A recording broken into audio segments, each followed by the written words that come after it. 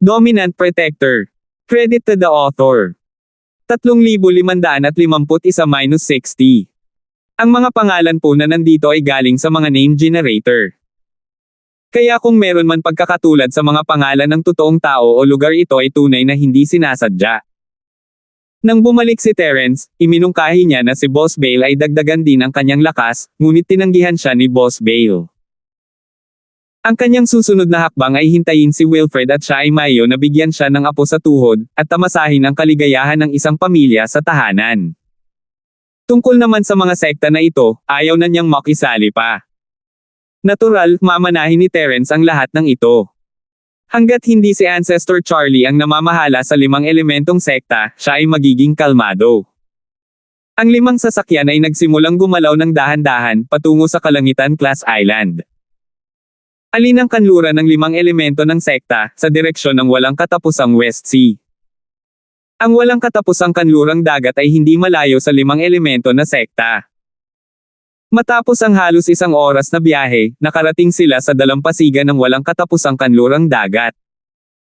Pagkababa ng lahat sa karwahe, tinawag ni Patriarch Charlie at Chancellor Nantian sina Carla at Yase sa gilid. Ayon sa kanilang sinabi noon, malamang na nakumpirma na nila ang lokasyon at oras ng paglitaw ng Sky Class Island, habang ang iba ay nagpapaalam sa kanilang pamilya at mga kaibigan. Si Terence at ang kanyang mga alipors ay nakaupo sa parehong bus. Ang buong bus ay napuno ng mga tao ni Terence, at walang sapat na espasyo. Maraming tao ang nakatayo, dahil nasa 2 bus sila nang dumating sila. Boss, may dala na rin akong Skybolt na baboy. You're driving to Sky Class Island, gusto mo bang isama siya? Sinabi ni Chester dinala niya ang lahat ng kanyang makakaya mula sa bilya ni Terence gaya ng sinabi sa kanya, kabilang ang ilang pang-araw-araw na pangangailangan tulad ng mga telepono, computer, mga solar power bank. Sino ang nakakaalam kung ano ang mayroon ng Tianjia Island? Oo. Inilagay ni Terence ang mga bagay sa Jade Space, ngunit ang baboy ay nasa isang mahirap na lugar. Paano niya dadalhin ang batang ito? Kailangang malaman ng isa na kahit na ang tagapagmana at ang Pathfinder ay kailangang magtulungan para magbukas ng landas patungo sa Sky Class Island, ang mga practitioner na masyadong mahina ay hindi makakalagpas. Ito ay malamang na pareho para sa mga espiritong hayop. Kahit sino sa ilalim ng Sky Class Late Phase Peak ay hindi makadaan sa tunnel, at kahit na ang Inheritor, Awa Kenner, at Natoy ay sama-samang lumalaban sa pressure, ang natitirang puwersa ay lubos pa rin ang pagmamalabas. Kaya, ang mga masyadong mahina ay madudurog hanggang sa mamatay sa pamamagitan ng pressure. Kahit Sky Class Late Phase Peak, ang mga wala sa buong lakas, ay durugan ng pressure. Tanging ang Sky Class Full Masters ang makakadaan ng ligtas. Sa totoo lang, gusto ni Terence na dalhin ang Skybolt Pig kasama niya sa Sky Class Island, ngunit kung paano gawin iyon ay isang komplikadong problema. Stupid Lin bata, hindi ba pwedeng ilagay mo na lang sa Jade Space na ginawa mo? Ang boses ni Elder George ay narinig sa tainga ni Terence. Jade Space. Kumurap-kurap si Terence, akala ko ba hindi mo may lalagay ang mga buhay na bagay sa Jade Space?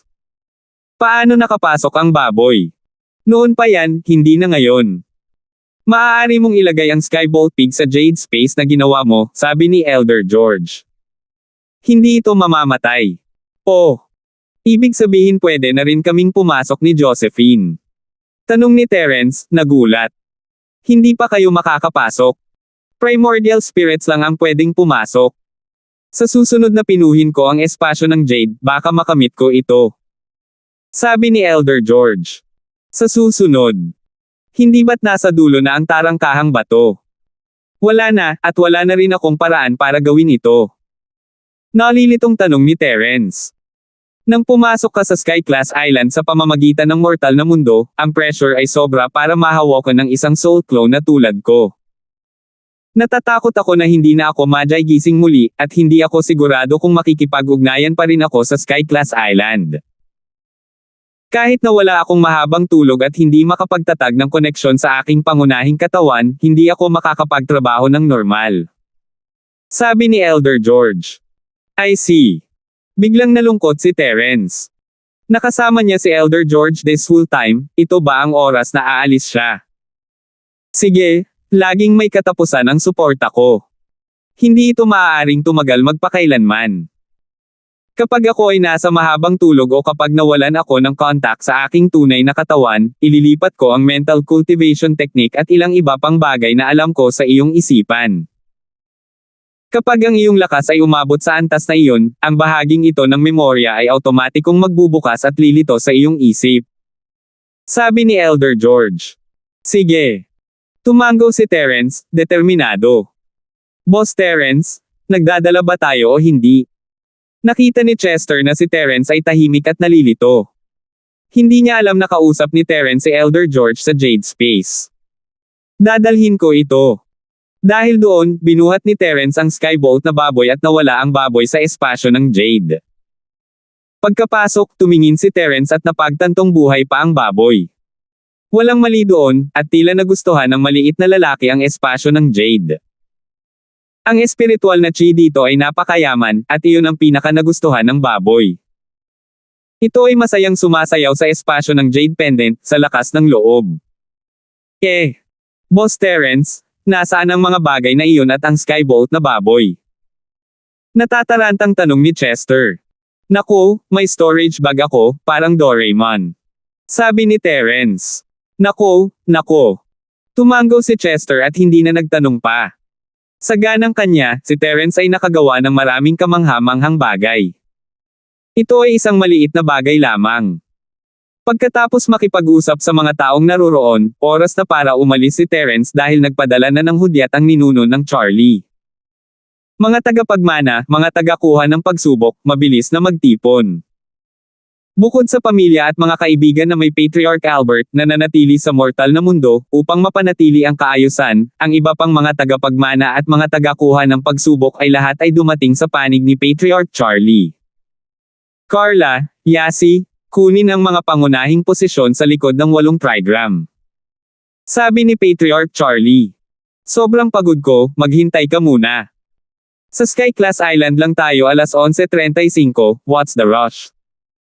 Tamad na sabi ni Yasi. Tama. Pagod na pagod ako. Lahat, pahinga na tayo. Natural, si Cheryl ay kasama ni Yasi. Don't talk nonsense.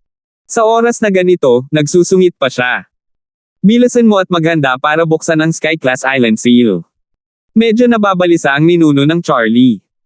Napakahirap pakitunguhan ni Yasi, nalaglag ang bola sa kritikal na sandali. Hindi namin bubuksan ang sasakyan kung napakabangis mo. Terence honey, ikuha mo kami ng herbal tea, nasusunog ang lalamunan ko. Tumalon si Trixie. Oo, ang ganda ng view dito. Shield bro, dito tayo magkampo. Leandro, give me a tent. Nakangiting sabi ni Yasi.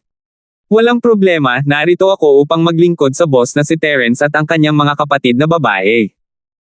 Pow! Go my treasure car!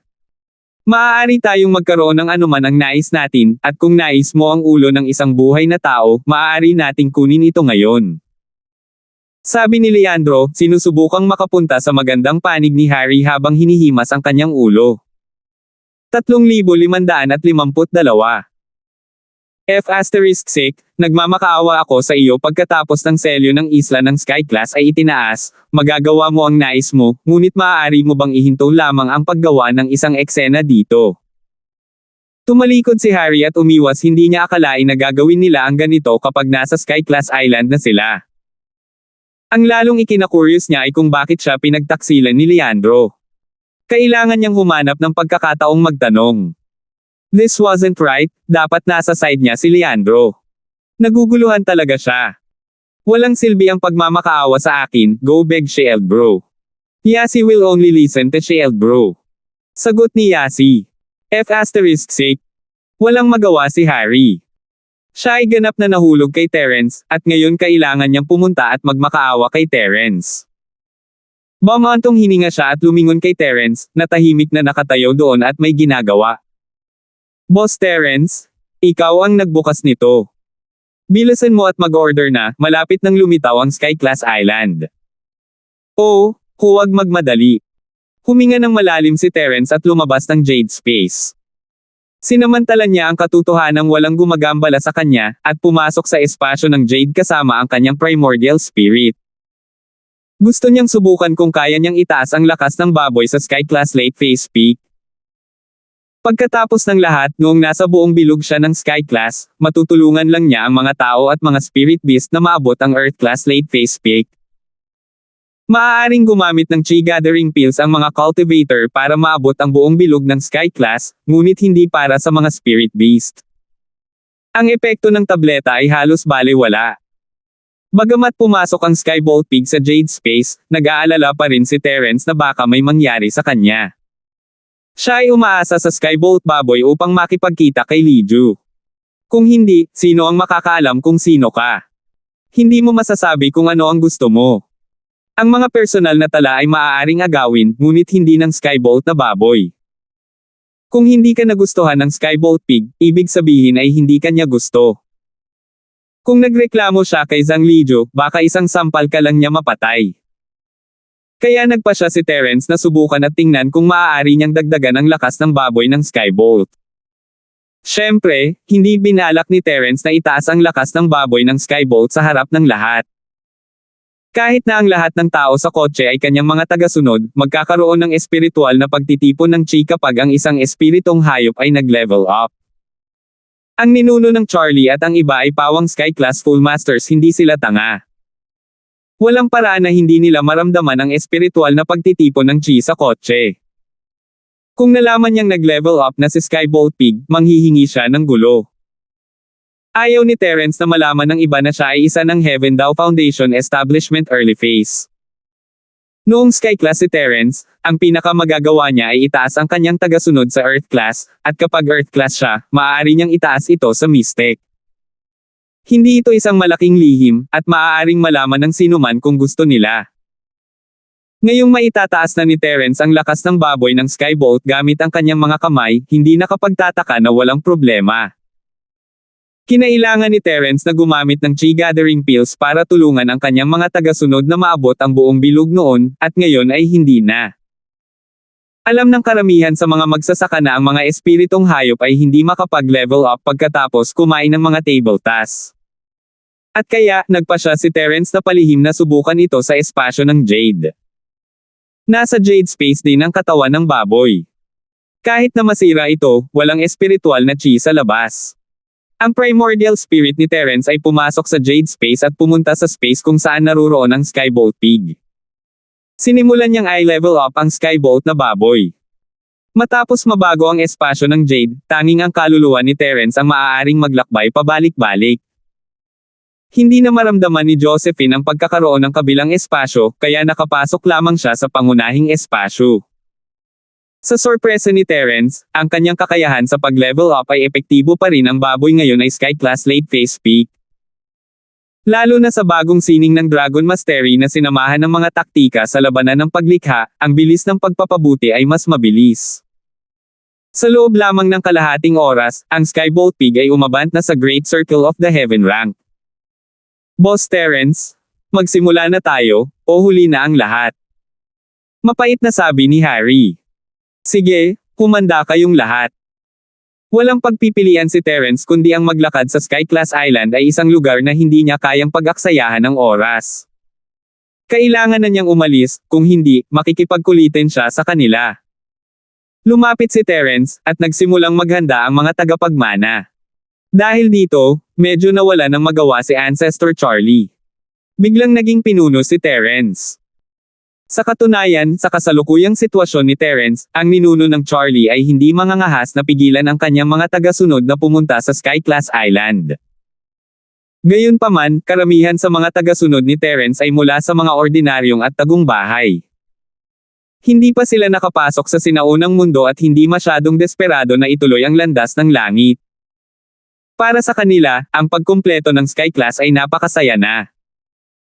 Ang kanilang mga iniisip ay nananatili pa rin sa saklaw ng secular na mundo, at ayaw nilang umalis. Ang kanilang layunin ay muling buhayin ang pamilya. Carla, Yasi, kunin ang mga pangunahing posisyon sa likod ng 8 trigram. Muling nagsalita si Patriarch Charlie. Si Carla at Yasi, sa kabilang banda, ay masunuring tumayo sa kanilang mga posisyon sa bagwa diagram. Young Master Linford, tumayo ka sa gitna ng 8 trigrams. Nagpatuloy si Patriarch Charlie. Tumango si Terence at pumunta sa gitna ng diagram. Pagkatapos nito, nagpunta lahat sina Cheryl, Trixie, Josephine, Francine, at Xiaoju sa kanilang mga posisyon. Si Natoy naman ay nakatayo sa harapan, nakaharap sa walang katapusang West Sea. Iyon ay dahil siya ang namamahala sa pagharang sa pinakamabangis na 5 kasamaan ng demonyong si Chi. Siyempre, ang 5 kasamaang demonyong si Chi ay maaaring magkaroon ng malaking epekto sa isang mahinang tulad ng Taganlong, ngunit hindi ito gaanong nakaapekto kay Terence. Gayunpaman, ang 5 kasamaang demonyong si Chi at ang kapangyarihan ng 5 elemento ay sabay na idiniin si Terence. Ang pinakamahalagang bagay ay tila hindi magagamit ni Terence ang kanyang sining para labanan ang panggigipit. May pinapagawa siya. Lahat ng mga tagapagmana, humanda. Ang Sky-class island ay malapit ng lumitaw. Sabi ni Chancellor Nantian. Ang mga salita ni Chancellor Nantian ay bahagyang nagpasikip ng puso ng lahat. Nagsimulang magseryoso ang ekspresyon ng lahat. Ang espiritual na enerhiya ng langit at lupa ay nagsimulang magtipon sa ibabaw ng dagat, na sa orihinal ay napakatahimik. Nagsimula ring maging marahas at magulong ang mga alon. Sa isang iglap, ang enerhiya ng mundo sa itaas ng dagat ay naging mas marahas, at ang dagat ay naging isang mabagyong dagat. Carla, Yasi, tukuyin ang eksaktong lokasyon ng Sky-class island. Biglang ibinuka ni Chancellor Nantian ang kanyang bibig at malakas na sinabi, ang chi ng langit at lupa ay nagtitipon, isang Sky-class island ay malapit ng lumitaw. Sina Carla at Yasi ay hindi nang ahas na magantala. Sa sandaling ito, parang ang langit na class island ay lumitaw na sa kanilang isipan, at ang dalawa sa kanila ay umibig ng hindi nag-iisip, due east, 30 degrees to the north. 3,553. Nang matapos silang mag-usap ay napatingin ang lahat sa direksyong iyon. Oo naman, ang chi ang pinakamarahas sa 30 degree na anggulo sa hilagang silangan. Sumipol ang simoy ng dagat at lumundag ang alon. Bagamat hindi nila makita ang kalangitan class island, buti na lang may direksyon. Lahat ng mga tagapagmana, mangyaring maghanda. Ang presyon ng 5 elemento at 5 kasamaan ay darating anumang oras. Gaya ng pagkamuhi ni Chancellor Nantian kay Terence, hindi niya ito maaaring hayaang mamatay. Kung siya ay namatay, hindi na sila makakapunta sa Tianjia Island, at hindi niya madadala ang kanyang bagong nakababatang kapatid na lalaki, ang ninuno na si Charlie. Sa di kalayuan, ang ibang mga magsasaka ay nakasimangot habang pinagmamasdan ang lahat na kinakabahan. Ang kapangyarihan ng langit at lupa na espiritual na enerhiya ay napakahusay, nalampas sa kanilang imahinasyon. Sa sandaling iyon, parang nanginginig ang buong mundo sa hitsura ng Sky-class island. Ang sitwasyong ito ay tumagal ng halos kalahating oras, at ang marahas na mundo na enerhiya ay tila lalong nagiging marahas. Sa hilagang silangan na 30 degrees, unti-unting lumitaw ang isang puting mahamog na lugar. Hindi nila alam kung ano iyon, ngunit tuwang-tuwa silang lahat. Marahil ito ang maalamat na Sky-class island. Lumabas na ang Sky-class island. Lahat ng kalahok, maghanda para mapunta sa Sky-class island. Malakas na sigaw ni Chancellor Nantian. Ang mga magsasaka ay nasasabik at nasasabik sa sandaling ito, ngunit hindi sila nang ahas na huminga ng malakas o magsaya ng malakas. Lahat sila ay kinakabahan na tumingin sa kababalaghan na nasa harapan nila, naghihintay ng susunod na utos mula kay Chancellor Nantian. Nagsimula ring manginig ang lupa sa ilalim ng kanyang mga paa sa marahas na espiritual na enerhiya ng langit at lupa. Ang mga alon sa ibabaw ng dagat ay naging mas magulo, at ang spray ay maaaring umabot sa taas na 12 metro. Ang mahamog na puting lugar ay yumentig sa puso ng lahat. Bigla, ang puting lugar sa ibabaw ng dagat ay biglang nagpaputok ng mga makukulay na ilaw. Kung titingnang mabuti, mayroon talagang 7 kulay, ngunit mayroon ding itim na ilaw. Ito dapat ang liwanag ng 5 elemento at 7 katangian, at ang itim na iyon ay ang 5 fins na diablo na si Chi. Labis na kinabahan ang lahat habang nakatitig sa white area ng hindi kumukurap. Ito ba ay ang maalamat na Sky-class island? Malapit nang mag-activate ang pressure, inheritor and Natoy, please protect the user. Sigaw ni Chancellor Nantian. Sa sandaling matapos siyang magsalita, isang nakakasilaw na liwanag ang bumaril mula sa Sky-class island, na nabulag saglit. Lahat sila ay Sky-class full master, at karaniwan, kahit isang maliwanag na ilaw ay hindi makakaapekto sa kanilang paningin, ngunit sa pagkakataong ito, wala silang makita, at maging ang kanilang perception ay nabulag. Maging ang mga tagapagmana o ang mga magsasaka, hindi nila kailanman naisip na magkakaroon ng napakasilaw na liwanag sa mundong ito na wala silang makita. Gayunpaman, kumpara sa iba, nararamdaman ni Terence ang sitwasyon sa labas mula sa espasyo ng Jade. Hindi niya alam kung kailan, pero palapit ng palapit ang white area sa dagat. O sa halip, napakalapit noon, ngunit dahil sa liwanag at anino, tila napakalayo. Habang sumiklab ang malakas na liwanag, ang walang katapusang presyon ng 5 elemento at 7 katangian, pati na rin ang presyon ng chi ng 5 kasamaan, ay biglang pinakawalan sa sandaling ito at tumangay patungo sa direksyon ng baybayin. Mabilis na simulan ang paggamit ng iyong paglilinang sa puso upang labanan. Sigaw ni Chancellor Nantian. Ang presyon ay ganap na nadagdagan. Ang tagapagmana at sinatoy ay hindi nang ahas na bumagal, madali nilang sinimulan ang kanilang mga sining, sinusubukang ipagtanggol laban sa unos ng pressure.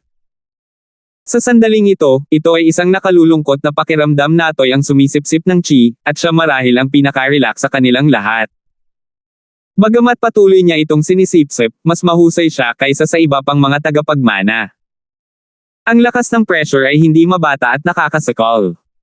Gayunpaman, alam ng bawat tagapagmana ang kanilang sariling misyon. Kung ang nasa gitna ay Tagenlong, maaaring hindi sila gaanong masipag, ngunit ang nasa gitna ay si Terence, ang taong minahal nila ng lubos, isang taong kaya nilang isuko ang kanilang buhay. Ang lahat ng mga tagapagmana ay nagngangalit ang kanilang mga ngipin at nagtiyaga. Mga butil ng pawis ang tumulo sa noo ng mga nagmamana. Nakita ito ni Terence at sumakit ang kanyang puso, ngunit wala siyang magagawa. Wala siyang magawa dito. May misyon siya. Sa paglabas ng pressure, unti-unting naging malinaw ang Sky-class island. Sa pamamagitan ng makulay na liwanag, isang malaking puting isla ang lumitaw sa harap ng lahat. Parang ang layo-layo pa ng isla, pero malapit din sa harap nila. Gayunpaman, ang isla ay tila lumitaw mula sa manipis na hangin dahil walang anuman sa kalmadong dagat nang pumunta sila dito. Isang fourth-dimensional space. Ang boses ni Elder George ay tumunog sa tenga ni Terence. Ang Sky-class island na ito ay talagang nakatago sa isang fourth-dimensional space. Isang fourth-dimensional space. Napakurap si Terence. Tama, ito ay katulad ng espasyo sa Jade. Ang Sky-class island na ito ay nakatago sa isang fourth-dimensional na espasyo sa walang katapusang West Sea. Hindi katakataka na hindi matuklasan ng teknolohiya ng tao ang espesyal na isla na ito na kasing laki ng isang maliit na bansa. Sabi ni Elder George. Nakikita ko. Naintindihan ni Terence hindi malalaman ng mga normal na tao ang tungkol sa Jade Space, hindi ba? Ngunit sa ganitong paraan, hindi lang sino man ang maaaring pumasok at umalis sa Sky-class island. No wonder kailangan nilang gumamit ng formations para buksan ang seal. Attention, Enlightener, malapit na ang iyong misyon. Habang si Terence at ang nakatatandang George ay nagbubuntong hininga, ang boses ni Chancellor Nantian ay umalangaw-ngaw, humanda pagkatapos magbukas ang haligi ng liwanag, aakyat tayo at bubuksan ang Kalangitan-class island. Sindihan ang pangunahing daanan. Nagulat si Terence, ngunit sa susunod na sandali, nakita niya ang isang sinag ng liwanag na bumaril sa gitna ng formation, kung saan nakatayo si Terence. Mabilis na pumasok sa haligi ng ilaw at buksan ang selyo. Sigaw ni Chancellor Nantian.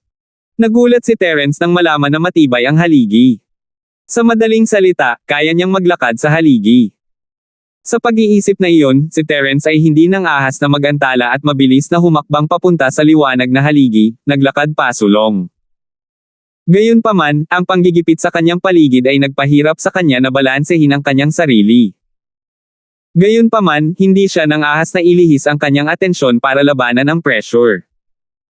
Ang liwanag na haligi ay isang bilog na haligi, at ang tuktok ay napakakinis. Matutamba si Terence kapag naabala siya.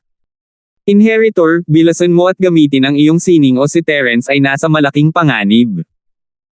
Ang pressure ay magko-concentrate sa kanya at siya ay madudurog. Umungol si Patriarch Charlie. Pinagbantaan din niya ang mga tagapagmana sa pamamagitan ng pagsasabi nito na pinipilit silang gawin ang kanilang makakaya. Gaya ng inaasahan, sa sandaling mabalitaan nilang nasa panganib si Terence, kailangang bilasan ng mga tagapagmana ang sining ng kanilang practitioner. 3,554. Sinundan ni Terence ang haligi at maingat na nakarating sa tuktok. Sa taas, may nakita siyang parang umiikot na bituin. Ito ang bagay na patuloy na naglalabas ng 5 kulay na liwanag. Awa Kenner, ilagay ang iyong mga kamay dito at buhayin ang mantra. Malakas na sabi ni Chancellor Nantian. Inilagay ni Terence ang kanyang kamay sa umiikot na bituin at napagtanto na hindi ito tunay na bituin, ito ay isang ilusyon. Ngunit anuman iyon, mabilis na nagsimulang kumanta ng sining si Terence.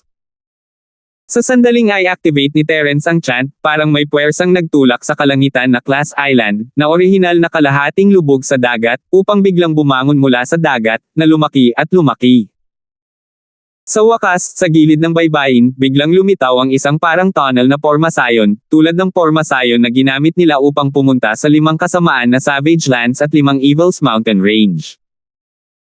Sa sandaling ito, sa wakas ay naunawaan ni Terence ang tunnel na ito ay binuksan ng 5 elemento ng enerhiya, na parang may ipinahihiwatig sa kanya na kung ititigil niya ang pag-awit, ang lagusan ay mawawala. Sa sandaling iyon, gusto ni Terence na tumalon pababa at akayin ang mga tagapagmana sa kalangitan ng Class Island, ngunit napagtanto niyang walang magawa na ang kanyang mga kamay ay parang pandikit, hindi niya ito maibabalik. Ang pakiramdam na ito ay katulad noong siya ay nasa pintuan ng bato ng kuweba, na hindi niya magawang ilabas ang sarili. Nang malapit na siyang umatras, may boses na tila nagpapahiwatig sa kanya na ito ang kanyang misyon. Para mabuksan ang manang ito, kailangan nilang kumapit hanggang sa huling sandali. Sa huling sandali lamang sila makapasok sa Sky Class Island. Sinusunog nila ang kanilang mga sarili upang matulungan ang iba pang mga magsasaka na gustong pumunta sa isla. Ito ang kanilang misyon. Hindi pala magandang trabaho ang pagiging Pathfinder, at ang Tangang Tagenlong iyon ay ipinagmamalaki pa rin ang sarili. Ngunit hindi ito pinagsisihan ni Terence. Pagkatapos ng lahat, kailangan niyang gawin ito para sa mga tagapagmana. Ramdam ni Terence ang mental at pisikal na pagkahapo ng mga tagapagmana. Kung hindi nila gagamitin ang kanilang buong lakas, ang pressure ay darating kay Terence. Mahirap sabihin kung si Terence ay mamamatay sa pressure, ngunit ang pagbubukas ng Sky Class Island ay tiyak na titigil. Ang landas ay lumitaw, at ang mga tagakuha ng pagsubok ay nagsisimula ng makarating sa isla. Charlie, sumama ka muna sa akin. Dahil doon, si Chancellor Nantian ang nanguna at sumugod sa tunnel, kasama ang Patriarch na si Charlie na malapit na sumusunod sa likod. Pagkatapos nito, sumunod si Harry at ang iba pang mga practitioner sa pila at isa-isang pumasok sa tunnel. Nakita nilang nanginginig ang lahat ng mga tagapagmana, at malamang na hindi na sila makatagal pa. Kailangang maabot ng lahat ang isla sa lalong madaling panahon. Teresa, Mirasol, Althea, Milky, Melissa, Jenny, Randolph, Leandro, at ang iba pa ay nag-aalala tungkol kay Terence at sa mga tagapagmana, ngunit kailangan nilang sundin ang utos at pumasok sa tunnel. Maaari lamang nilang ipagdasal na si Terence at ang iba pa ay matagumpay na makapasok sa tunnel. Gayunpaman, pagkatapos na makapasok ang lahat sa tunnel, hindi na nakayanan ni Francine.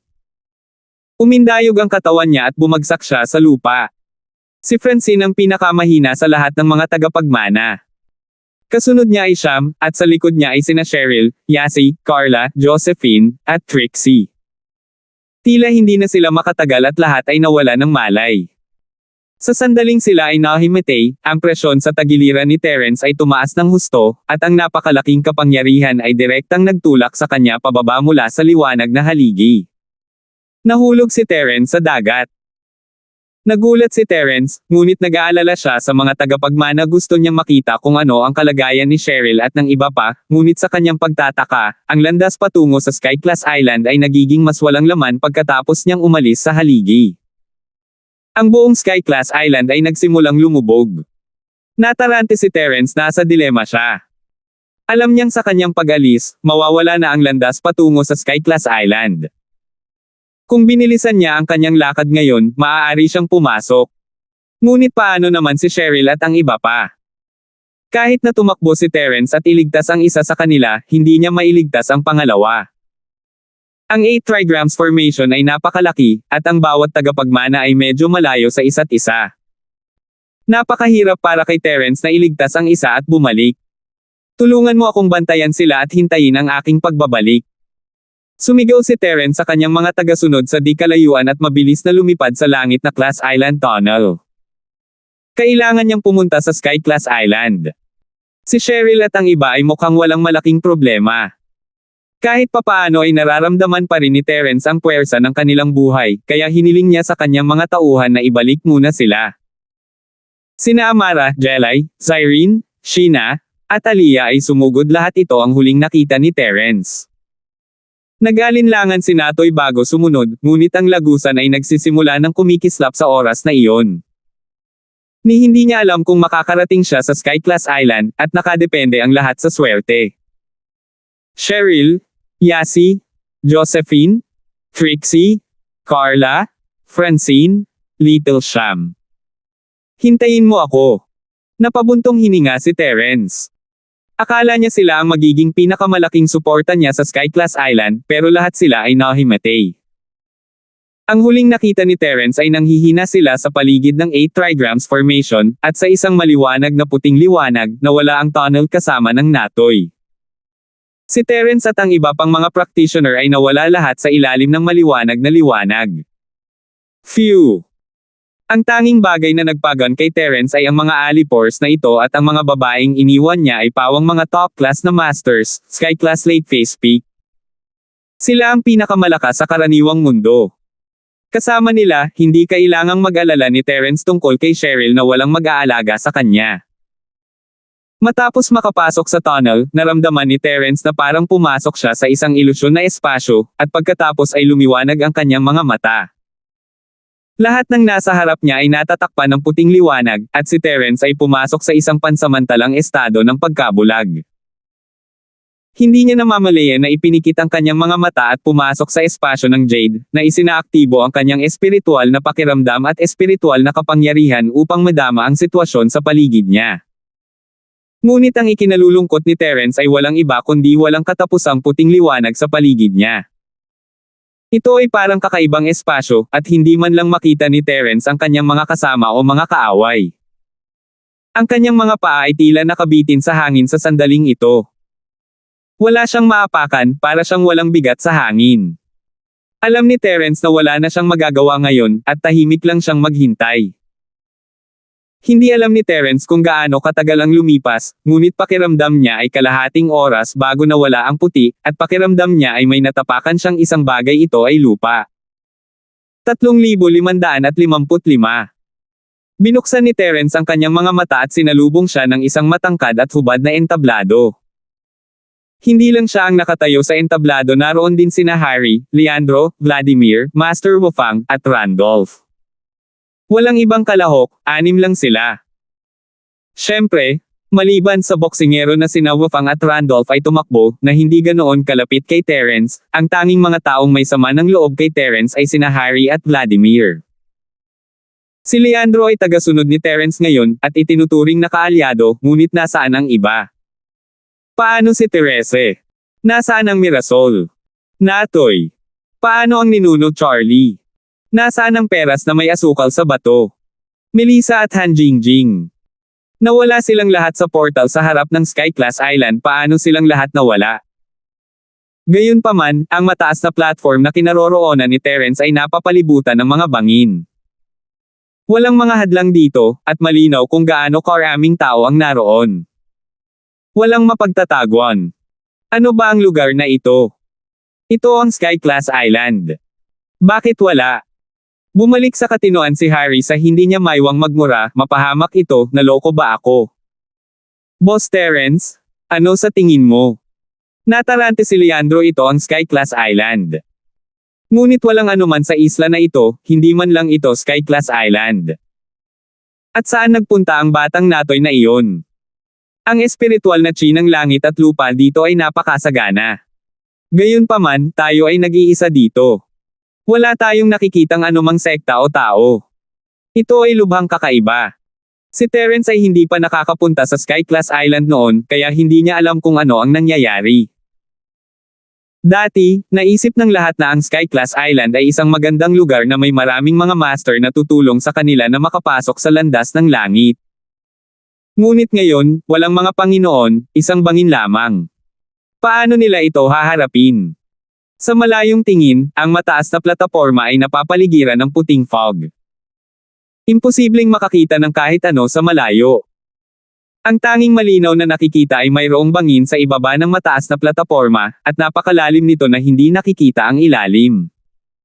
Masyadong makapal ang hamog para makita pa ang ibaba. Si Vladimir ay isa sa mga pinakaaktibong tao. Pagdating dito, napagtanto niyang iba ito sa inaakala niya. Isa pa, hindi niya alam kung saan nagpunta ang iba pang mga tao. 3/4 ng mga tao ay biglang nawala. Sinong matutuwa dito? Hindi kaya kapag dumating ang mga taong iyon, hindi sila tumayo ng matatag sa mataas na plataporma at direktang nahulog sa bangin. Sa pag-iisip na ito, ang lahat ay nagbuhos ng malamig na pawis. Ngunit pagkatapos na huminahon, si Terence ay hindi ganoon kamuwang. Naramdaman niya na dahil ang teleportation formation sa Sky Class Island ay maaaring magpadala ng lahat ng mga taong ito dito, hindi nila maaaring hayaan ang ilan sa kanila na mamatay, tama ba? Kung gayon ang mga taong ito ay malamang na na-teleport dito, ngunit maaaring sila ay na-teleport sa iba pang katulad na mga lugar. Ipinaalala nito kay Terence ang pagsubok ng Sky Elixir Sect. Ang lahat ay nasa 5 masamang lupain, at doon din sila na-teleport. Ang kapaligiran dito ay medyo katulad ng 5 kasamaan na ligaw na lupain, at bagamat walang anumang 5 masamang enerhiya dito, ito ay isang pakiramdam lamang. Ano sa tingin mo, Master Wafang? Hindi maiwasang magtanong ni Vladimir. Ang Martial Master Wafang na ito ay ang Grand Elder ng Divine Fist Palace, at dahil sa Lisiba, ang Divine Fist Palace ay hindi sumalungat kay Terence noon, ngunit hindi sila eksaktong close. Hindi ko masabi sa ngayon. Umiling si Master Wafang. Pero, dahil sikat na sikat ang Sky Class Island, sa tingin ko ay hindi nila tayo sasaktan. Maghintay tayo. Tingnan mo si Hero Linford, hindi siya nagmamadali. Nasa isla tayong lahat. Pantay-pantay ang lahat. Junior lang ang batang bayani na si Linford. Malamig na tumikim si Vladimir. Bago buksan ang Sky Class Island, sinabi ng lahat sa Sky Class meeting na ang layunin nila ay matagumpay na maabot ang Sky Class Island, kaya hindi sila pinapayagang makipaglaban sa isa't isa sa pagbubukas. Kaya't kung si Vladimir ay hindi muna nagalit kay Terence, hindi rin siya papatayin ni Terence, kaya wala siyang pag-aalala. Siyempre, ang kasunduang ito ay maaaring hindi wasto hanggang sa makarating sila sa isla at bumuo ng kanilang sariling mga paksayon, ngunit hindi bababa sa ito ay may bisa pa rin sa ngayon. Ang lahat ay nanatili sa mataas na platform na ito ng higit sa kalahating oras. Hindi nila maiwasang makaramdam ng kaunting kakaiba at pagkabalisa. Anong klaseng pag-iisip ito? Ang Sky Class Island na ito ay hindi lamang isang mataas na plataporma para gugulin ng lahat ang natitirang bahagi ng kanilang buhay, hindi ba? Walang kahit isang babae dito, at hindi sila maaaring magkaroon ng mga supling, kaya ang pagiging bakla ay hindi nagpapahintulot sa kanila na ipasa ang kanilang bloodline. May tao ba? F***sake. Sa wakas ay nawala ng pasensya si Harry at sumigaw. Umalangaw-ngaw sa langit ang boses niya ngunit walang sumasagot. Boss Terence, hindi pwedeng ang mga senior sa isla ng Sky Class ang sumusubok sa atin, di ba? Tanong ni Leandro pagkatapos ng ilang pag-iisip. Nasa kanyang isipan ang mga alaala ng Mad Dragon Patriarch, kaya naunawaan niya ang mga sinaunang kaugalian. Test. Possibility yon. Tumango si Terence, I'm not too sure. Pero, at least dapat may hint, di ba? Abangan natin. Tumango si Leandro at tumakbo sa gilid, naghahanap ng anumang pahiwatig sa entablado. Gayunpaman, makalipas ang mga 10 minuto, isang mahabang alulong ang biglang dumating mula sa langit. Dahil dito, ang orihinal na pagkabalisa ng lahat ay agad na naging solemna, at tumangala sila sa langit.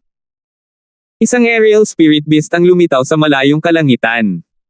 Bagamat isa lamang itong espiritong halimaw, pinasigla pa rin nito ang lahat. Hindi bababasa, nangangahulugan ito na mayroong mga buhay na nilalang sa malapit at hindi isang malungkot na dead island. Sa oras na ito, nang ang aerial spirit beast ay lumipad palapit, ang lahat ay mas nasasabik dahil may isang tao na nakaupo sa likod ng aerial spirit beast. Kahit na hindi nila makita ang edad at kasarian, maaari nilang hulaan na ang taong maaaring lumitaw dito ay dapat na isang nangungunang master. Senior, sandali.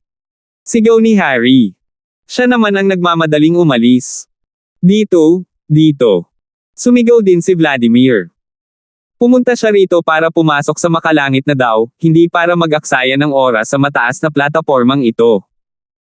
Gayunpaman, hindi na kailangang tumawag sila para dito. Lumipad na ang aerial spirit beast dito. Nakita nila ang espiritong hayop na lumilipad pababa, at ang mga tao sa espiritong hayop ay makikita rin. Ito ay isang lalaki sa edad na 30, ngunit siya ay 30 lamang dahil sa kanyang hitsura ang kanyang aktwal na edad ay hindi alam.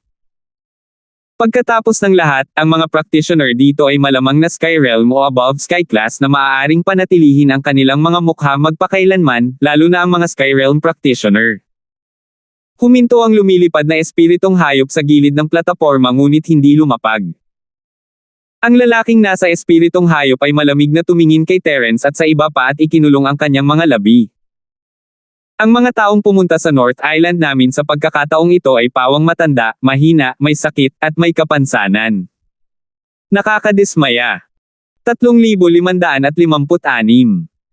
Sino ang matanda, mahina, may sakit, at may kapansanan? Ang init ng ulo ni Vladimir ay kasing lakas ng kanyang pangalan. Tinawag siya ng lalaking ito na matanda, mahina, may sakit, at may kapansanan, kaya natural siyang malungkot.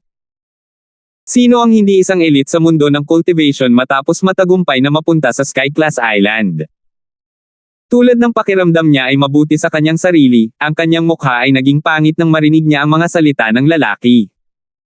Ako ang pinuno ng isang sinaunang noble house, ang pamilyang Dorian, Sky Class Late Phase Peakful Master. Nanlaki ang mga mata ng lalaki, at kasabay ng pagkaway ng kanyang manggas, isang hindi nakikitang puwersa ang bumaril mula sa kanyang kamay. Agad na natomba si Vladimir sa isang plop. Matagal siyang nagpumiglas bago bumangon na pulang-pula ang mukha. Gayunpaman, hindi siya nang ahas na kumilos muli ng padalos-dalos. Para maturuan siya ng leksyon mula sa malayo, anong klaseng eksperto iyon. Sa buong mundo ng cultivation, ito ay isang kakaibang pag-iral, kahit si Terence ay hindi magagawa. Mahina ka talaga. Humarap ang lalaki at naiinip na lumingon kay Terence at sa iba pa. I'm the emissary of the North Island of the Heaven Rank. Dadalhin kita sa bagong pavilion ng North Island para mag-report. Sino sa inyong mga bagong dating ang sasama sa akin? Arg! Senior, alis na ako. Sa sandaling ito, ganap na inalis ni Vladimir ang kanyang dating kay-abangan. Hindi na niya masabi ang lakas ng kaharap niya. Halata namang mas mataas ang level niya kaysa sa kanya. Higit pa rito, siya ang nanguna sa kanila sa malugod na bagong pavilion. Hindi siya maaaring maging padalos-dalos. Old fogey, anong sinisigawan mo? Na-offend mo na ang emissary, so I'll go. Agad na sabi ni Harry. Ang lumilipad na espiritong hayop ay mukhang 2 hanggang 3 tao lamang ang kasya nito, at hindi niya alam kung kasya ang 3, kaya kailangan niyang makipaglaban para sa isang pagkakataon. 3 tao lang kayang upuan ng spirit beast ko. Kung ganoon, pwede muna kayong 2. Walang pakialam na sabi ng lalaki. Gusto din namin pumunta. Hinailan ni Leandro si Terence sa tabi at lumingon kina Harry at Vladimir. Don't tell me gusto niyong agawin sa amin. Si Terence ang pinakamalakas dito, sinundan ni Leandro. Kung gusto ni Leandro na kaladkarin muna si Terence, malamang na hindi siya mapipigilan ng iba. Leandro, sa pagkakaalam ko, magkaaway kayo ni Terence. Ang gusto mo ay si Cheryl, at inilayo siya ng batang ito sa iyo. Ang gusto ko, si Francine, ay kinuha rin ng batang ito. Dapat nating ay boycott siya. Paano ba naman ito, magsasama-sama tayo, mauuna tayo, at paalisin ang matandang fogey na Vladimir na iyon. Nagmura si Harry sa kanyang puso. Ayaw niyang matalo siya ni Terence. Tutol na sana si Leandro nang umiling si Terence at tumingin sa kanya. Gusto ni Terence na umalis muna si Leandro, at mananatili siya. Hindi sa ayaw umalis ni Terence, ngunit naramdaman niya na kung may mga tao sa North Island na ito, hindi sila maaaring kumuha ng ilang tao nang hindi kinukuha ang iba. Sa kanila, ang may pinakamasamang relasyon kay Terence ay si Harry, kaya gusto ni Terence na bantayan ni Leandro si Harry at pigilan ang bata sa pakikipag-usap ng walang kaparerekan sa gabay. That's fine. Agad na tumalon si Leandro at tinuro si Vladimir, Old Eastern man, gusto mo bang makipag-spar sa akin, Mad Dragon? Alam na ni Vladimir na si Leandro ay ang Mad Dragon Patriarch mula sa pang-araw-araw at pang-araw-araw na sekta. Nasugatan na siya ng kapangyarihan ng Mad Dragon sa secular na mundo, kaya natural na hindi siya kalaban ni Leandro. Nag-aatubili siya, ngunit wala siyang magagawa.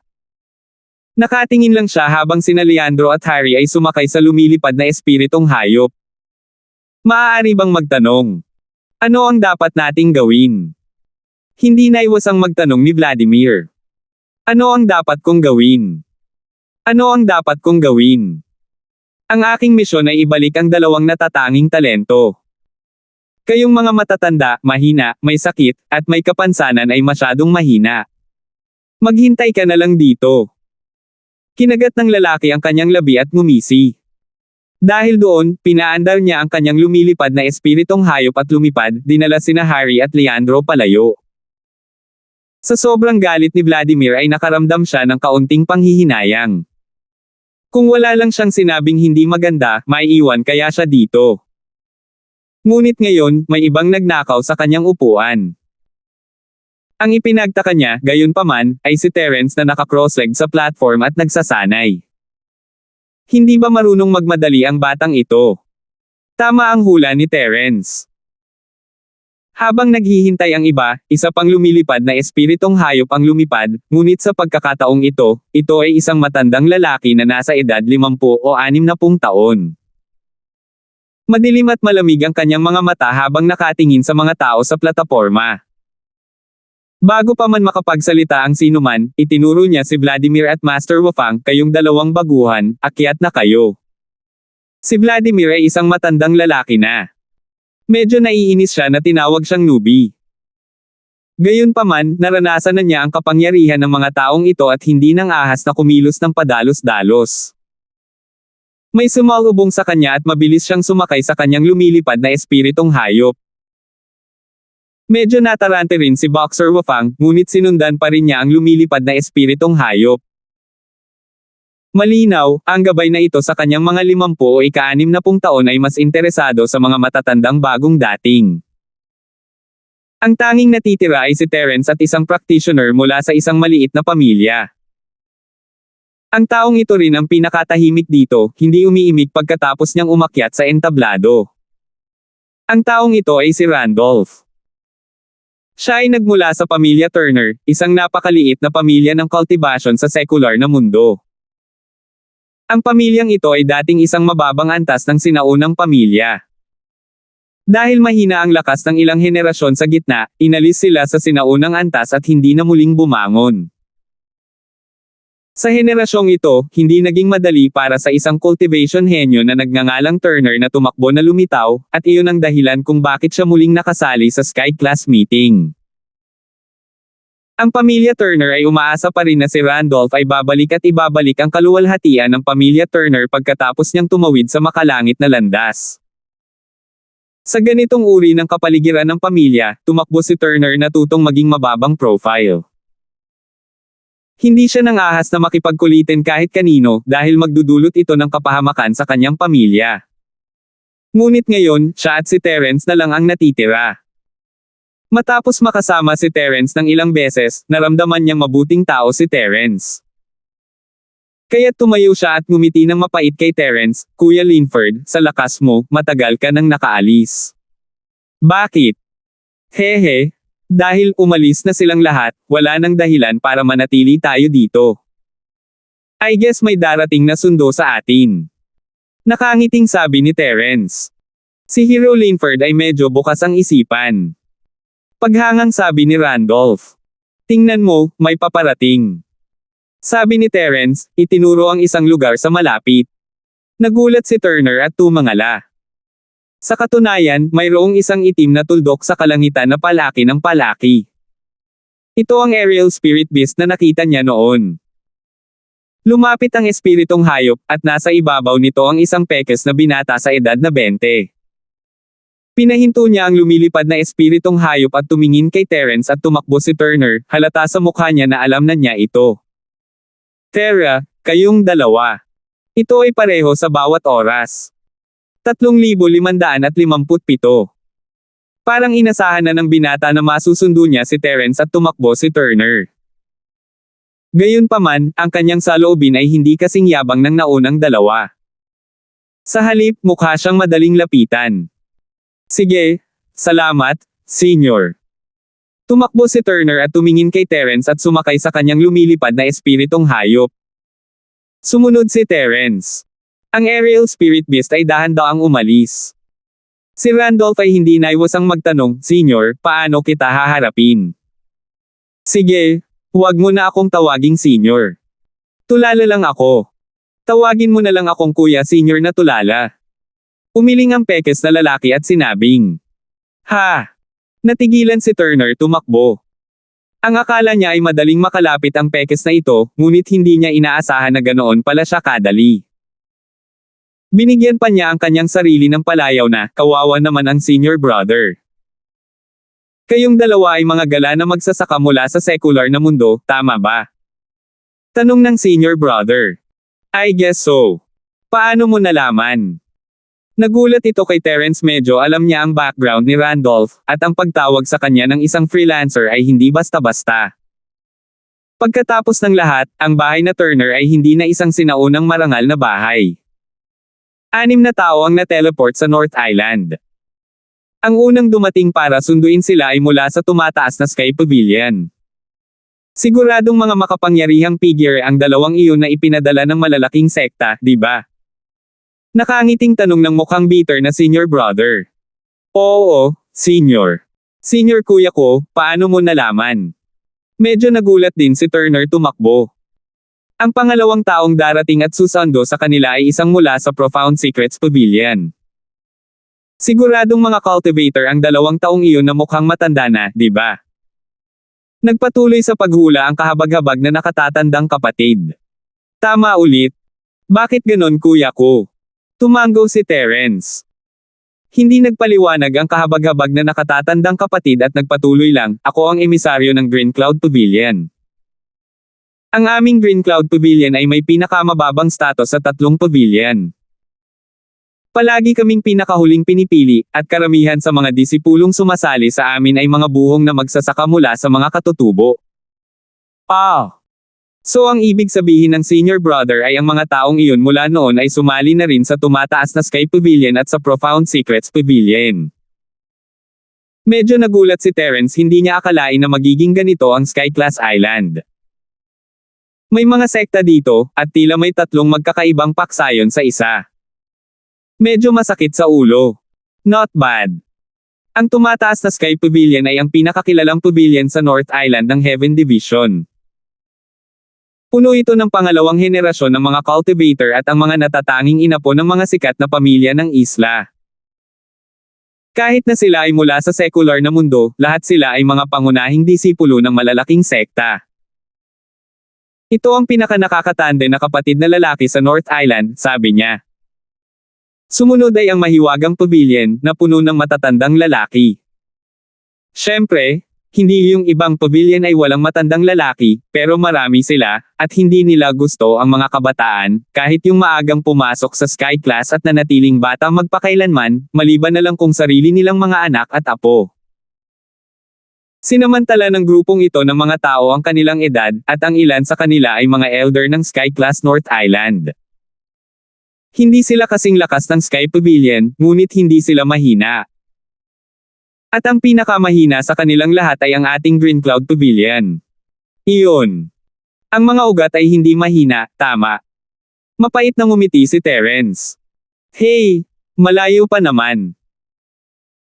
Ang tao ay umiling-iling, ang aming pundasyon ng pagsasanay ay hindi kasing solid tulad ng dati, kaya may pagkakaiba kapag pareho kaming klase ng kalangitan ng kalangitan.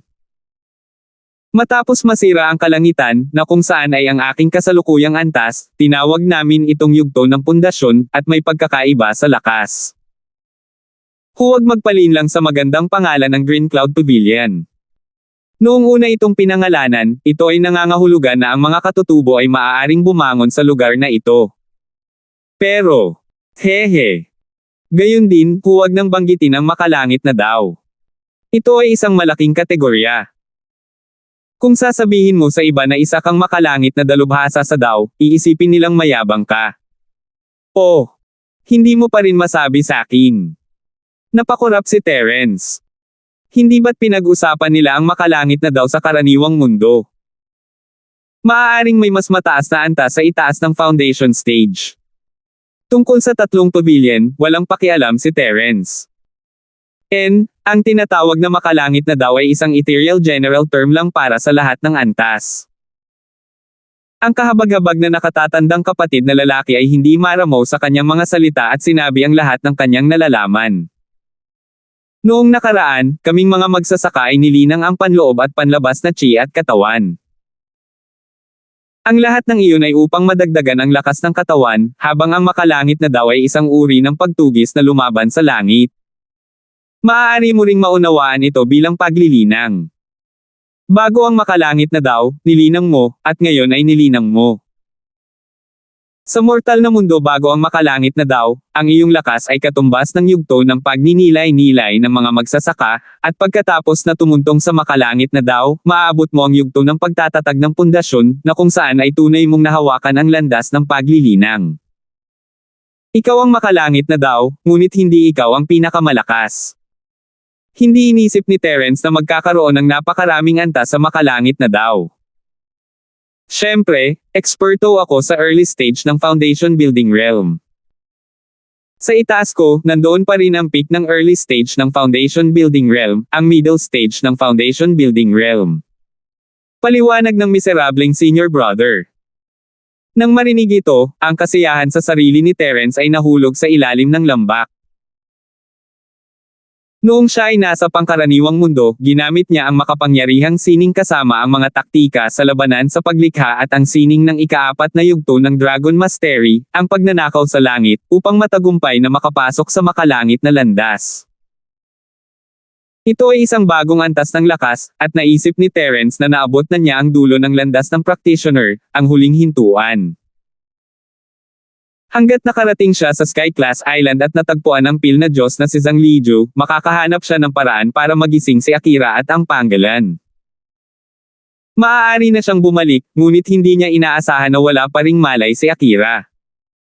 May 7 pang tagapagmana na walang malay. Malaki ang pressure kay Terence. Pero ayos lang, sabay nilang tanungin si Zhang Liju sino mag-aakalang sa lakas niya, siya ang pinakamahina. Ito ay tila medyo naiiba mula noong unang dumating si Terence dito, hinahanap si Zhang Liju sa mataas na profile na paraan. Sige, pero parang ang Green Cloud Pavilion natin ang pinaka-harmonious. Napakabait ni kuya ko, pero ang yabang ng dalawang nagtangkang lumapit sa emissary. Tumakbo si Turner na tumango at sinabi. Hindi niya naramdaman na may mali sa pagsali sa Green Cloud Pavilion.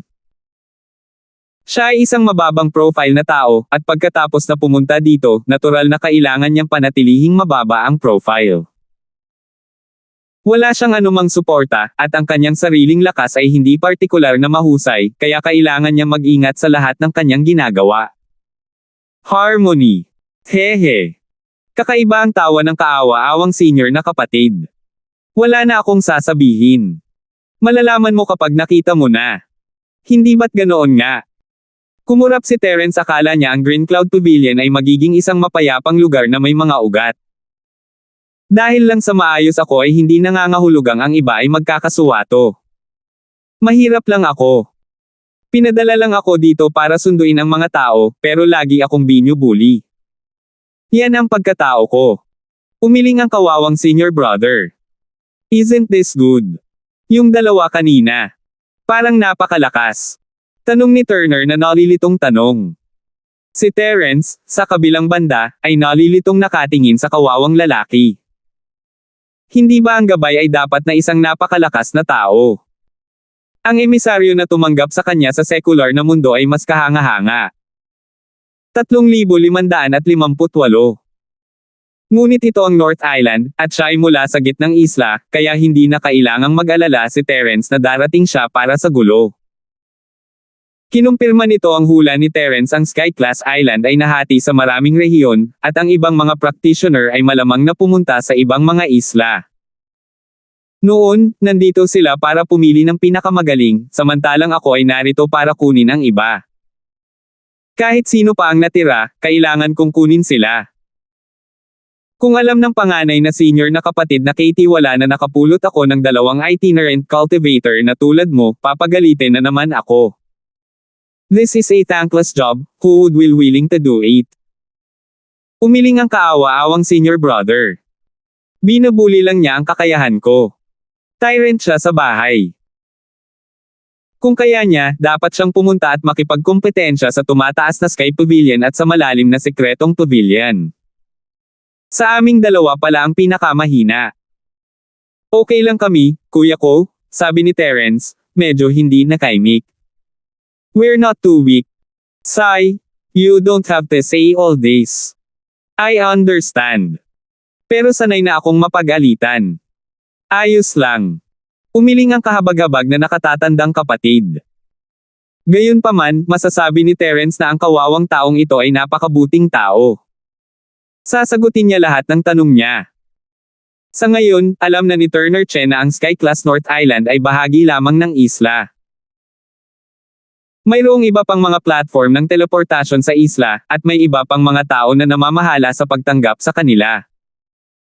Kung saan nila dadalhin ang mga ito, hindi rin alam ni Turner Chen. Sa kakayahan niya, wala talaga siyang alam. Kuya ko, narinig mo na ba ito, Zhang Liju? Sa wakas ay tinanong ni Terence ang tanong na gusto niyang itanong. Ngayong alam niyang may ibang pinuntahan si Teresa, gumaan ang loob ni Terence. Dahil nasa Sky-class island silang lahat, sooner or later ay makikita niya sila. Zhang Liju. Pilgod Zhang Liju. Natigilan ang kahabag-habag na nakatatandang kapatid at sinabing, alam ko, isa siyang sikat na tao na lumabas sa heaven stage namin na North Island. Hindi ko alam kung nasaan siya ngayon. Napili ako sa kalapit na baryo bilang isang grassroots disciple at kakapasok lang sa Green Cloud Pavilion hindi nagtagal. Maraming bagay na hindi ko rin alam. To put it bluntly, we're all newbies. Kaya lang medyo maswerte ako, at nakalusot na ako sa Heavenly Axiom. Ako ay isang dalubhasa sa maagang yugto ng lupain ng pagtatayo ng pundasyon. Maraming salamat, senior kuya ko. Tumango si Terence. Wala siyang tiyak na sagot, pero at least alam niya na dapat nandito si Zhang Liju.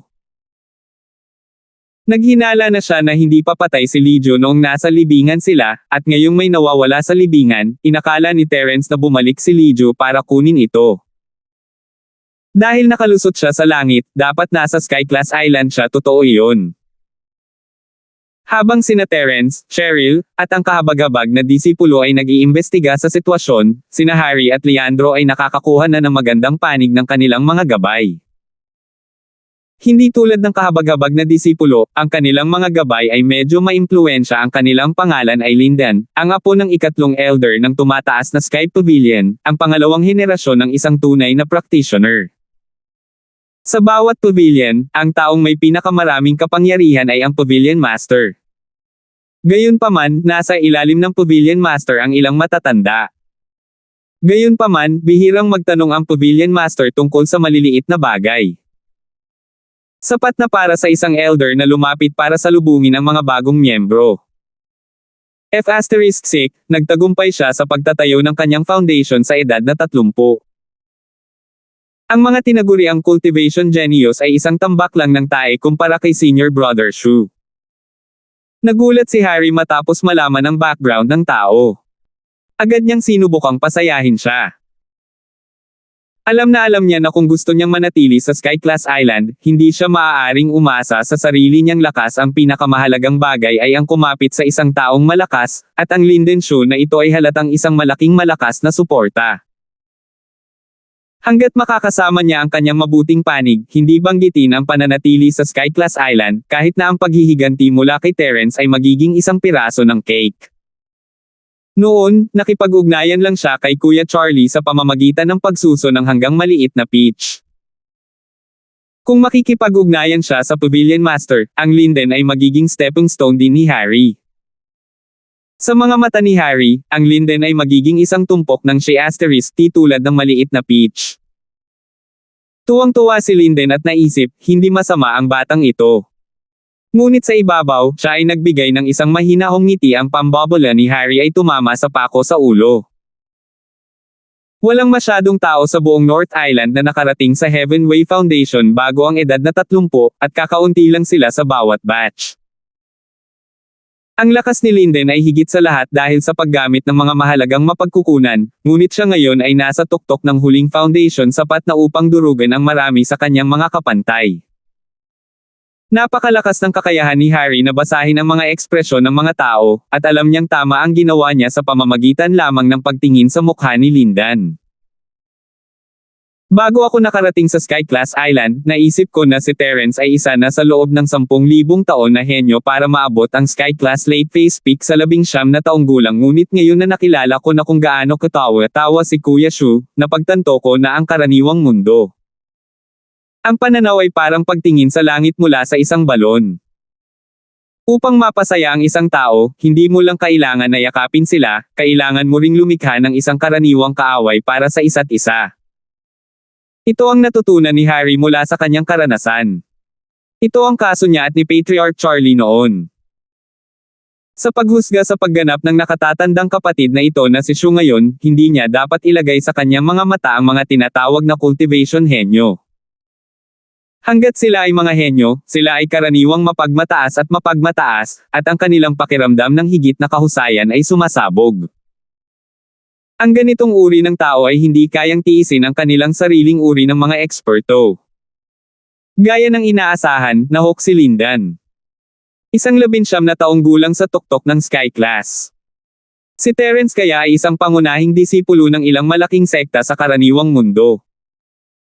Hindi, isa lang siyang ordinaryong grassroots rogue cultivator. Gayunpaman, napakagaling niya na walang kapantay sa mundong ito. Super galing niyang umarte ng matigas. Mabilis na sumagot si Harry. Grassroots rogue cultivator. Nagpapanggap na magaling. Tapos siguro nakapulot siya ng kakaibang sining ng practitioner. Mabilis siyang nag-level up, pero hindi solid ang foundation niya kahit na siya ay isang Sky Class late phase peak. Ang pagpasok sa foundation stage ay magiging kasing hirap ng pag-akyat sa langit. Sabi ni Linden na may itsura. Normal lang yan, alam mo naman yung palaka sa ilalim ng balon, diba? Wala siyang mapagkumpara, kung hehe. Talagang matalas ang mata ni Senior Brother Shu. Kung alam niya ang tungkol sa Senior Brother na si Shu kanina, sana nasira siya sa pag-iisip. Pero ang Terence na iyon ay may ilang mga panlilinlang, at siya ay kumikilos na parang malupit sa karaniwang mundo. Lahat ay nagagalit, ngunit wala silang lakas ng loob na magsabi ng kahit ano. Senior kapatid na si Shu, kailangan mong gawin ang katarungan, acting nakakaawa. Harry. Meron ba? Hindi ba't isa lang siyang grassroots rogue cultivator? Gaano ka siya manggahas? Maaari bang maging mahina ang sekta sa likod mo? Sumimangot si Linden.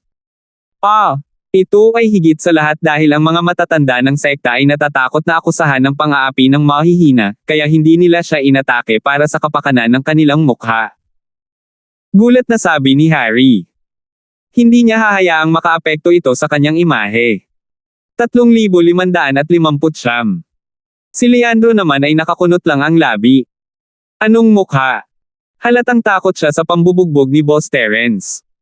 Tiyak na marunong gumawa ng kwento si Harry.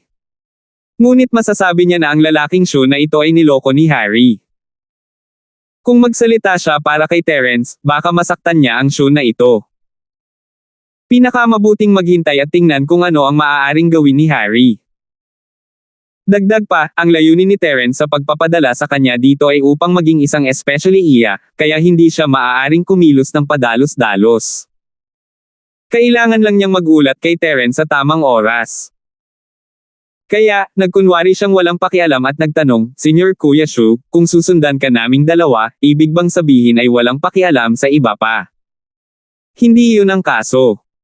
Ayon sa nakagawiang gawi, pagkatapos mapili ng ating tumataas na Sky Pavilion ang ating mga tao, ang natitirang mga tao ay kukunin ng dalawa pang pavilion. Tumingin si Linden kay Harry. Ang mahiwagang pavilion ay pumipili lamang ng matatandang lalaki. Ang Terence na iyong binanggit ay napakabata, tiyak na pinulot siya ng pinakamahinang pavilion, ang Chindian Pavilion. Hehe, sikat na lugar iyon sa basura. Ang mga katutubo na hindi kaakibat na magsasaka ay walang matibay na pundasyon. Higit pa rito, dahil ang mga bagong dating ay palaging ang natira sa iba pang dalawang pavilion, ang mga bagong dating ng Green Cloud Pavilion ay palaging ang pinakamahina sa mga tuntunin ng lakas at potensyal. Hindi pagmamalabos na tawagin silang lugar para sa basura. A place for trash. Saka hindi ba sila mabubuli natin in the future? Nagningning ang mga mata ni Harry. Hindi mo na kailangang hintayin ang hinaharap, mabubuli mo na ang mga basurang iyon. Gusto kong makita kung gaano ka-proud si Terence. Ngumiti ng makahulugan si Lindan. Medyo mayabang yan. Nagkunwaring excited si Harry, kaya lang nang dumating si Disipulo Shu para sunduin kami, itong lalaking katabi ni Leandro ay hindi man lang siya pinansin. Niayaw niyang umakyat. Salamat lang kay Leandro kaya pinili ni Disipulo Shu na sumama sa amin. Kung hindi, naipadala siya sa walang kwentang shelter. Oh! Ang batang yun. Hindi siya gaanong kamukha. Ang mga may lakas ay tinatawag na post-uring, at ang mga walang lakas ay tinatawag na mga idiot. Ipapakita ko sa iyo kung ano ang ibig sabihin ng pagiging tanga. Bahagyang tumango si Linden bago bumaling sa Leandro. Pero bakit mo iniwan ang dilim at sumama sa liwanag? Nagtrabaho ka noon sa lalaking Terence na iyon. Mahabang kwento. Kinuha niya ang aking babae at ang aking nakababatang kapatid na lalaki. Wala na akong natitira, at ang isa sa aking mga bato ay pinutol niya. Kung gusto kong mabuhay, kailangan kong magpanggap na masunurin sa kanya. Pero ngayon, mayroon akong isang malaking backer tulad ni Kuya Shu. Hindi ako natatakot sa mga bato. Sabi ni Leandro na malungkot ang mukha. Damn, bakit ang malas mo? Buti na lang kasama kita, kung hindi, mabuli ka hanggang mamatay. Hindi gusto ni Linden Shu ang Leandro, ngunit isa na siya sa kanyang mga tauhan ngayon, at ang lalaki ay magaling sa kanyang mga salita. Tinanggap niya siya. Habang nag-uusap sila, nakarating na ang aerial spirit beast sa isang open space. Sa harap nila ay isang napakagandang pavilion. Sa gitna ng gate, mayroong tatlong malalaking gintong salita sa isang itim na background, Welcome New Pavilion. Sa mga sandaling ito, may naghihintay na sa harap ng gate. Sa sandaling lumapag ang lumilipad na espiritong hayop, agad itong pinalibutan ng isang bilog ng mga tao. Ang nangunguna ay may puting buhok at mukhang bata. Kapag kaharap ang iba, palagi siyang may ugali ng isang master, ngunit kapag kaharap si Lindan, yumuko siya at humingi ng pabor sa kanya. Ito ang Pavilion Master ng Welcome New Pavilion, Yunfeng. Bagamat kayong dalawa ay napili ng tumataas na Sky Pavilion, kailangan ninyong manatili sa Welcome New Pavilion para magtanim bago kayo makarating sa Foundation Establishment Stage. Siya na ang bahala sa inyo sa hinaharap. Tumango si Linden kay Yunfeng at ipinakilala siya. Huwag kang mag-alala, Young Master Shu. Hanggat narito ako, ang malugod na bagong pavilion ay tiyak na hindi aabuso sa dalawang junior brothers. Hinaplos ni Yunfeng ang kanyang puting balbas at nakangiting saad. Bagamat si Yunfeng ay ang Pavilion Master ng malugod na bagong pavilion sa pangalan, at ito ay napakakahanga-hanga, siya ay talagang isang maliit na pinuno ng pangkat ng kampo ng pagsasanay ng mga bagong dating. Siya ay nasa ibang antas mula sa tatlong malalaking pavilion, ang tumataas na Sky Pavilion. Pabayaan na ang Pavilion Master, kahit isang elder ng tumataas na Sky Pavilion ay isang mahusay na figure na kailangan niyang gawin ang lahat para umakyat at tumangala. Ang dahilan kung bakit napaupo siya ng matatag sa posisyon ng Pavilion Master ng Welcome New Pavilion ay dahil may suporta siya ng isang elder ng tumataas na Sky Pavilion. Natural, kailangan niyang paboran si Linden, ang mahal na apo ng ikatlong elder. Ang posisyon ng malugod na bagong Pavilion Master ng Pavilion ay mayroon pa ring ilang mga benepisyo, at umaasa pa rin siyang magpatuloy sa pagiging Master ng Pavilion. Sa hinaharap, kahit na naabot na niya ang dulo ng malugod na bagong pavilion, kakailanganin pa rin niyang magkaroon ng isang malakas na network ng mga koneksyon upang mabuhay kapag siya ay na-promote bilang isang tagapamahala ng tatlong malalaking pavilion. Kaya ikaw pala, Pavilion Master. Hindi nakakagulat na naiinggit ka sa walang kamatayan ng buto. Ako si Harry, bago dito. Mag-aalaga ako sa hinaharap. Si Harry ay nasa diwa ng pagsuso sa lahat. Bagamat nagkaroon na siya ng magandang relasyon kay Linden, na isang wastong pangalawang henerasyong magsasaka, si Linden ay isa pa ring alagad ng sekta ng tumataas na Sky Pavilion. Hindi siya permanenteng mananatili sa malugod na bagong pavilion. Ang Pavilion Master sa kanyang harapan ay isang magandang target para magamit niya sa hinaharap. Upang maging mas makatotohanan, kung paano siya papasok sa malugod na bagong pavilion ay ganap na nakasalalay sa kung susuportahan siya ng master ng pavilion na ito o hindi. Kung maiisip ito ni Harry, natural na maiisip din ito ni Leandro. Hindi siya naglakas loob na sumuwi at mabilis na idinagdag, "Ako si Leandro, kahit papaano ay makakatulong ako sa iyo sa ibang mga bagay, ngunit kung may kailangan ka sa hinaharap, sabihin mo lang sa akin. I'll be at your service." Masyado kang mabait. Kayong dalawang junior brothers ay parehong gwapo at may young master show bilang bakang mo. Siguradong magiging maganda ang future mo. Nang makitang maunawain silang dalawa, natural na masaya si Yunfeng na itulak ang bangka kasabay ng agos at bigyan sila ng kamay. Hindi lamang niya mapasaya si Linden, ngunit maaari rin niyang kunin ang dalawa pang kababata, na pumatay ng dalawang ibon gamit ang isang bato. Dapat itong malaman na sa malugod na bagong pavilion, dahil lamang siya ang Pavilion Master, hindi ito nangangahulugan na ang kanyang mga salita ay nagdadala ng napakalaking bigat. May dalawang Vice Pavilion Masters pa rin sa likod niya, na pinagmamasdan siya. Nais niyang supulan ang kanyang kalaban at isecure ang kanyang posisyon bilang Master ng Pavilion. Ang susi ay upang makakuha ng pabor sa mga makapangyarihang matatanda ng tumataas na Sky Pavilion sa likuran niya. Ang isa pang susi ay ang mag-recruit ng pinakamaraming underlings hanggat kaya niya. Sa mas maraming underlings, natural na mas marami siyang masasabi sa usapin. Doon lamang siya magagawang maging tunay na Panginoon ng angkan. At ang pinakamasaya kay Yunfeng ay kahit na hindi siya mahina ngayon, bata pa siya at maputi ang buhok bago pumasok sa Sky Class Late Phase Peak, at iyon ang dahilan kung bakit nakuha niya ang mukha ng kanyang lolo. Sa Sky Class Island, ito ay talagang isang kaiyahiyang bagay, ang batang mukha ay maaaring mas matanda pa sa kanya. Hindi naman talaga siya ganoon katanda. Mabilis lang siyang lumaki. Ngunit ang komento ni Harry tungkol sa kanyang pagiging tulad ng isang celestial ay nagpagan sa kanyang pakiramdam. Ilang sandali pa, dumating na rin ang dalawa pang aerial spirit beast na nahuhuli. May sumalubong din sa kanila ang grupo ni Vladimir. Gayunpaman, hindi ang Pavilion Master na si Yunfeng, kundi ang Vice Pavilion Master ng Welcome Pavilion. Ang pangalan ng lalaking ito ay Stuart. Tulad ni Yunfeng, may umalalay sa kanya mula sa likuran. Gayunpaman, ang kanyang pag-alalay ay bahagyang mas mahina kaysa kay Yunfeng, S. Isa siyang elder ng misteryosong pavilion. A. 3,560. Ayon sa mga malalim na lihim na nakagawian ng pavilion, hindi rin mukhang bata ang edad ni Stuart. Ngunit ang kanyang buong tao ay may isang uri ng dignidad na umaasa sa seniority upang samantalahin ang seniority. Sa dalawang Vice Pavilion Masters, si Stuart ang siyang nagbigay ng pinakamalaking banta sa posisyon ni Yunfeng bilang Master ng Pavilion. Kahit na ang kanyang background ay hindi kasing lakas ni Yunfeng, ang mga bagong dating na pinili ng malalim na mga lihim na pavilion ay karaniwang isinumite sa kanya. In terms of strength and appeal, hindi siya mahina. Siya ang kasalukuyang pinakamalaking katunggali ni Yunfeng. Para sa natitirang Vice Pavilion Master, bagamat siya ay kapareho ng rank ni Stewart, ang kanyang posisyon sa Welcome Pavilion ay ganap na na-marginalize dahil sa kakulangan ng suporta mula sa Green Cloud Pavilion.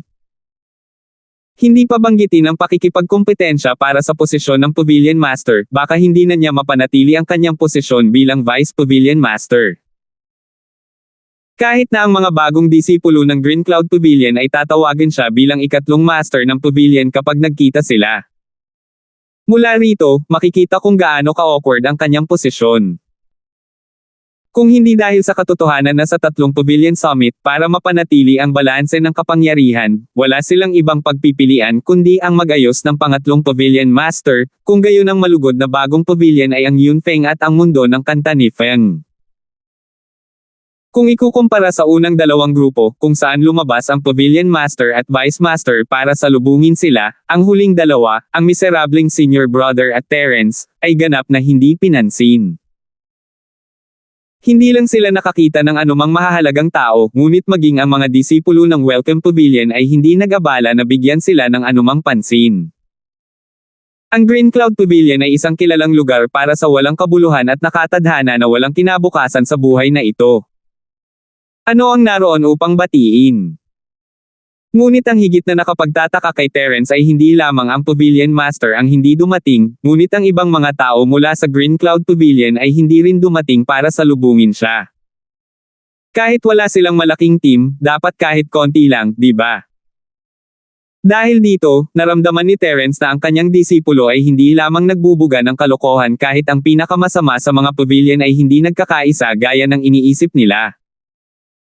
Hindi lang si Terence ang nalulumbay kahit tumakbo si Turner, na gustong maging low profile, ay ganoon din ang nararamdaman. Pagkatapos ng lahat ng pumunta sa Sky Class Island ay nasa tuktok ng karaniwang mundo. Kahit na hindi sila mga overlord, sila man lang ang cream of the crop. Kailan pa sila hindi pinapansin ng ganito? Kung ang lahat ay nakatanggap ng parehong pagtrato, walang dapat madama na hindi patas. Ang problema ay ang kabilang partido ay may isang mahalagang figure na lumalabas upang salubungin sila, habang sila ay wala kahit isang mababang antas na minion. Masyadong malaki ang pagkakaiba. Ang ganitong uri ng differential treatment ay nangangahulugan na natalo na siya sa panimulang linya mula sa simula. Madaling isipin kung ano ang magiging mga araw niya sa malugod na bagong pavilion. Inasahan na ng kahabag-habag na nakatatandang kapatid ang tagpong ito. Nang makita ang hindi tiyak na mga ekspresyon ng dalawa, awkwardly lang niyang inaliw ang mga ito, bagamat hindi maikukumpara ang ating Green Cloud Pavilion sa dalawa pang pavilion, mayroon tayong Vice Pavilion Master. Noong una, gusto naming magdala ng ilang tao para salubungin siya, ngunit tinawag kami ng Pavilion Master sa huling minuto para sa ilang iba pang mga bagay, kaya nagtinginan sina Terence at Turner na may mapait na ngiti. Alam nila na pinahahalagahan ng malugod na pavilion ang mga bagong dating mula sa magarang mga saloobin ng iba pang dalawang panig, ngunit ang Vice Master ng kanilang sariling pavilion ay ipinadala upang gumawa ng ilang mga gawain sa huling minuto. Hindi man lang siya makalabas para salubungin ang mga bagong dating na nagpakita kung gaano kaina ang kanyang posisyon. Hindi nakakagulat na kahit ang panloob na departamento ng Green Cloud Pavilion ay hindi nakamit ang gayong pagkakaisa. Kung mayroon mang ibang bagong dating na naging malamig ang pakikitungo, kung nagawa pa nilang sundin ang mga salita ng kanilang Vice Pavilion Master, talagang multo iyon. Ito ay isang tipikal na kaso ng isang oso sa isang pugad. Let's go! There will be a welcome ceremony in the main hall. Maliban sa iilan sa inyo na na-teleport dito mula sa secular na mundo, nandoon na ang ibang mga bagong napili mula sa isla. I'll take you doon. Napabuntong hininga ang kahabag-habag na nakatatandang kapatid. Tumakbo sina Terence at Turner na tumango walang saysay na magreklamo ngayong dumating na ang mga bagay-bagay. Hindi sila maaaring lumipat na lamang ng panig at sumali sa pavilion ng mga nakatagong misteryo. Hindi naman sila ganoon kawalanjiya, at kahit gawin nila, hindi sila matatanggap. Mapipili na sila kung ginawa nila. Isang hakbang lang ang kaya niyang gawin. Matapos makapasok sa Welcome Pavilion mula sa pangunahing pasukan at dumaan sa isang patio, ang pangunahing bulwagan ay nasa likod nito. Ito ay grand at solemn na. Gaya nga ng sabi ng kawawang tao, marami ng bagong nagtitipon dito. May humigit kumulang 40 hanggang 50 tao, lahat ay pinili mula sa iba't ibang bayan at nayon sa isla. Ang bawat isa sa kanila ay hindi bababa sa Sky Class Lake Face, at maging ang Sky Class Peak Lake Face Peak ay makikita kahit saan. Ang mga baguhan na naruroon ay kusang hinati ang kanilang mga sarili sa 3 maliliit na bilog. Ang grupo sa gitna ay binubuo ng 12 tao, na bawat isa ay nakasuot ng mag-agarang damit at nakataas ang ulo. Ang kanilang mga kilos ay puno ng isang pakiramdam ng higit na kahusayan. Maliban sa sarili nilang bilog, mababa ang tingin nila sa iba. Ang kanilang mga boses ay ang pinakamalakas sa buong pangunahing bulwagan, at sila ay may postura ng natural na mga pinuno. Ito ay isang pamilyar na pakiramdam na alala ni Terence kung paano minamalas ng mga tao sa lungsod ang mga tao mula sa kanayunan. Ito ay pareho. Ang mga bagong disciples na ito ay pinili lahat ng tumataas na pavilion. Bawat isa sa kanila ay may mahusay na background at sila ang pangalawang henerasyon ng mga magsasaka. Sa hinaharap, huwag mong pukawin ang mga taong ito, hindi mo kayang gawin. Bumulong ang kawawang lalaki kay Terence at tumakbo si Turner, natatakot na hindi alam ng dalawa ang mga detalye at magdudulot sa kanya ng kapahamakan. Sa wakas ay naunawaan na ni Terence at Terence hindi nakakagulat na ang mga taong ito ay patuloy na tinatawag ang kanilang pamilya bilang isang elder o manager, lahat sila ay mga pangalawang henerasyong magsasaka. Bagamat maaaring hindi masyadong makapangyarihan ang mga taong ito, lahat sila ay may malalim na pinagmulan. Kung talagang i-provoke nila ang mga big shot sa likod nila, talagang malaking problema ito. Sa sandaling iyon, naglalakad si Linden kasama sina Harry at Leandro. Napakurap si Leandro kay Terence, at tumango siya bilang pag-unawa. Sa isang sitwasyong tulad nito kung saan bago sila sa sitwasyon, ang pagpayag kay Leandro na sumali sa Skyward Pavilion ay mas mabuti kaysa hayaan siyang manatili sa Green Cloud Pavilion kasama niya. Kahit papaano ay makakakuha siya ng ilang kapaki-pakinabang na impormasyon na maaaring magamit sa hinaharap. Senior Kuya Shu, tingnan mo, ang lalaking iyon na may mapagpanggap na mukha ay si Terence. Bulong ni Harry sa tenga ni Linden. Hindi na niya hinintay na harapin ni Linden si Terence ngayon at ipahiya ito sa publiko. Gusto niyang makita kung paano siya makakaligtas sa pavilion. Nakakalungkot na hindi sinunod ni Linden ang kanyang kagustuhan. Siya ang apo ng pangatlong elder ng umaangat na Sky Pavilion. Kung haharapin niya ang isang bagong dating mula sa secular na mundo, hindi lang madudumihan nito ang kanyang mga kamay, kundi pagtatawanan din siya ng ikalawang henerasyon sa kanyang bilog. Hindi siya gagawa ng bagay na magpapababa sa kanyang katayuan. Iiwan ko ang bansang ito bumpkin sa iyo. Mas kasiya siya na maghiganti gamit ang iyong sariling mga kamay, di ba? Don't worry. Andyan ako sa likod mo. Ilang minuto na lang crush mo na siya. Mamaya mo na makukuha ang wish mo. Walang pakialam na sabi ni Linden. Si Linden ay isang dalubhasa sa tuktok ng huling yugto ng pagtatatag ng foundation. Ang kabanata 3,556 na ay naisulat ng mali, ito ay na-edit. Salamat po at sinamahan ninyo ako, ingat lagi mga master.